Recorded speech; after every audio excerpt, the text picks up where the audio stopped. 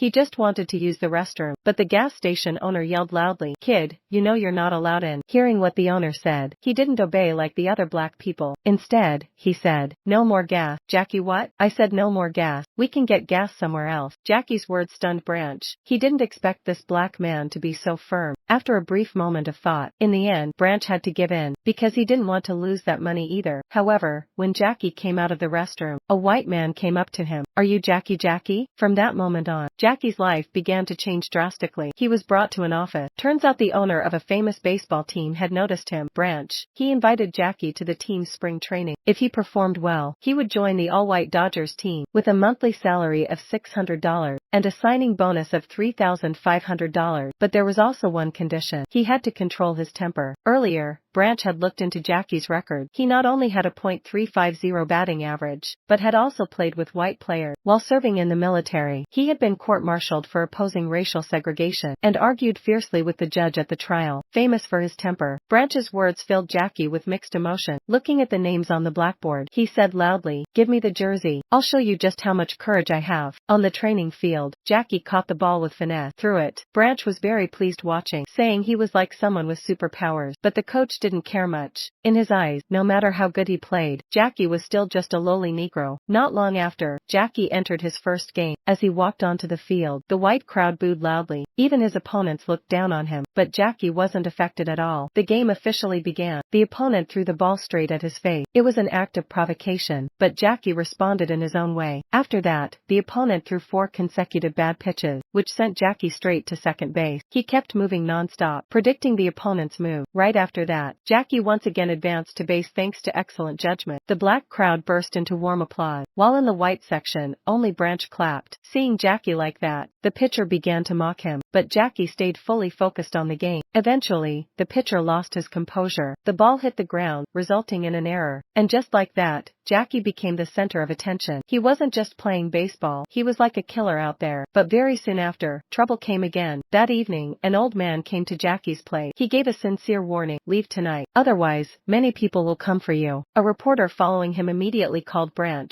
Branch told him to get Jackie out of there right away, and not to tell Jackie the reason, afraid that Jackie wouldn't leave, and would stay to fight them. On the way, Jackie's sadness was clearly visible, but halfway through, a car blocked their way. A group of white men came out from a nearby bar, looking aggressive. Seeing the danger, the reporter hit the gas and sped off without hesitation. In the next game, he dashed forward like lightning, continuously scoring and becoming the center of attention on the field, safe on base. But just then, the police chief in charge of security approached. He ordered Jackie off the field, even loudly claimed that black people playing baseball was illegal. If he didn't leave, he'd be arrested. Though the coach tried to plead, the chief showed no mercy. "Tell your Negro I want him off the field." Without Jackie, they eventually lost the game 1-2. But Jackie's efforts were acknowledged by Branch, so he was invited to join the Montreal Royals to play the opening game in Jersey City. This made Jackie very excited, but he also had a question. "Why are you helping me like this?" Branch's answer was simple: to win the world championship, so he could make a lot of money. But Jackie knew it wasn't that simple. As he boarded the train heading north, he tossed the ball he was holding to a little boy, and in that moment, a seed of dreams was planted. The opening day of the season had come. A beautiful home run from Jackie electrified the stadium. The ball flew straight out of the field. After the opening game, they entered spring training. To help the players accept Jackie more easily, Branch arranged for the team to go to Panama City, where there were more black people. But some white players still looked down on Jackie, and signed a petition together opposing playing with a black man. After receiving the letter, Branch immediately called the coach, told him to teach them a lesson. At midnight, all the players were called to assemble. The coach warned them, no matter the color of the skin, anyone who helps the team win deserves to stay, because before long, more talented black players would enter the game, and if you don't want to work, they'll push you off the field. But unexpectedly, the first to leave was actually the coach.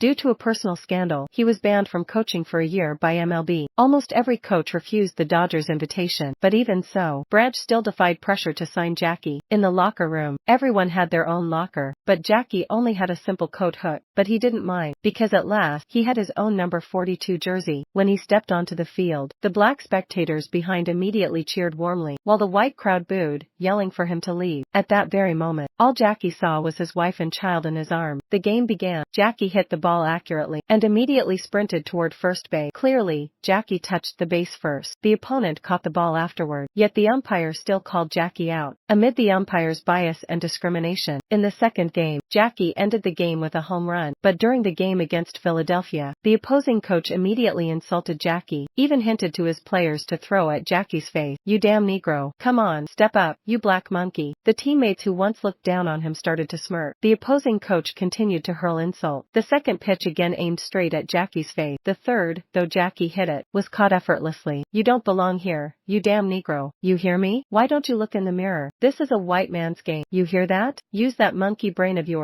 In the end, Jackie still tried to hold back his anger, but once back in the dugout, he couldn't hold it in anymore and exploded. At that moment, Branch came to Jackie. He told Jackie, "You have to control your anger, because the moment you strike back, they won't say Chapman pushed you to it. They'll just say you're hot-headed and unworthy. You can go out and play. You can get on base and score. You can help us win this game. We need you. Everyone needs you. You are the medicine, Jackie. That's right. You're not alone anymore. Behind you are so many people who support you. No matter what, you can't fall now." After calming down, Jackie returned to the field once more, but the opposing coach still wouldn't let up. Teammate Stark couldn't take it anymore. He quickly walked up to the loudmouth. "If you don't shut up, I'll shut you up myself. You better watch it." Getting back in form, Jackie hit the ball, then quickly ran toward first base, always ready to take the next base. He slid and safely reached base, and just like that, the Dodgers defeated Philadelphia by a single point. The teammate who once opposed Jackie went to see Branch. He didn't want to be transferred, because Jackie had changed him. As for the one who mocked Jackie on the field, he was sold to another team. The Philadelphia coach, for his racist comment, put the team under a wave of public criticism. To lessen the negative impact, he was forced to stand on Jackie's side. And so, a photo of a black and white handshake appeared on major magazine covers, but that was just on the surface. In a game in Pittsburgh, the opposing pitcher deliberately aimed for Jackie's head. Oh my God, he hit Jackie in the head. This time, all of his teammates stepped up to defend him. The scene on the field became complete chaos. The opponent insisted Jackie shouldn't be in the game. On the way home, his wife was deeply upset. He comforted her by saying, "They're just ignorant. If they really knew me, they would be ashamed." Elsewhere, the team captain went to see Branch. He had received a threat letter from his hometown. Turns out someone back home wasn't happy that he was playing with a black man, but Branch didn't care much. He pulled out 3 folders from his drawer. They were all threat letters sent to Jackie. The words in them were horrifying. Knowing Jackie already knew about them, the captain felt ashamed, and even more determined in his belief. The next day, the game went on as scheduled. When Jackie stepped onto the field, he was immediately booed by the white crowd. Jackie stayed focused, ignoring it all. At that moment, the captain came to him. He said, "As long as we win, all that garbage talk will disappear." Then he placed his hand on Jackie's shoulder, sharing the burden of all the criticism with him. "Let's start the game, umpire." With the opponent's first swing, the game officially began. When the captain passed the ball to Jackie, he was kicked directly in the leg by the opponent. "Get up, Jackie. Help him up, guys." The teammates rushed over to Jackie, saying they'd get revenge for him right after, but Jackie stopped them. "This game is too important. They had to defeat the opponent with honor." In the medical room, Branch told Jackie that, today, while walking past an empty lot, he saw a white boy imitating Jackie's swing. That proved Jackie was starting to influence the next generation. Jackie didn't understand why he helped him so much. It surely wasn't just for money. Pressed by Jackie's question, Branch finally told the truth. 40 years ago, he was a coach at Wesleyan University in Ohio. There was a talented black catcher on the team. He saw him fall due to discrimination, and never recover, and he did nothing to help. He loved baseball, but it was full of injustice. Now the opportunity had come, and he couldn't stay silent anymore. "It's you who made me fall in love with baseball again." Jackie's mission wasn't just to win, it was to change the whole world. They just needed to win one more game. The Dodgers would become champions. The final game was held in Pittsburgh. Jackie once again faced the pitcher who had thrown at his face. After 3 wild pitches in a row, "Throw me a good one. Give me a pitch I can hit. You gonna swing? What are you afraid of?" The ball was thrown, flying high and deep to the left outfield. At that moment, Branch thought, he can't catch that. Jackie had finally waited for the pitch he wanted. It's a home run. An incredible comeback. Dodgers advanced to the World Series. In 1967, Branch was inducted into the National League Hall of Fame. In 1984, the captain was also honored there. Later, Eddie Stanky went on to manage the St. Louis Cardinals, Chicago White Sox, and Texas Rangers. Ralph Branca was a 3-time All-Star. He won 21 games in 1947 and lived in Rye, New York. In 1948, Ben Chapman was fired and never managed again. Ed Charles grew up to become a Major League Baseball player. In 1947, Jackie Robinson was named MLB Rookie of the Year. In 1955, he won the World Series by defeating the Yankees. In 1962, he was inducted into the National Baseball Hall of Fame. Every April, MLB players wear number 42 to honor Jackie Robinson's contributions on and off the field. Jersey number 42 is the only number retired across all of baseball.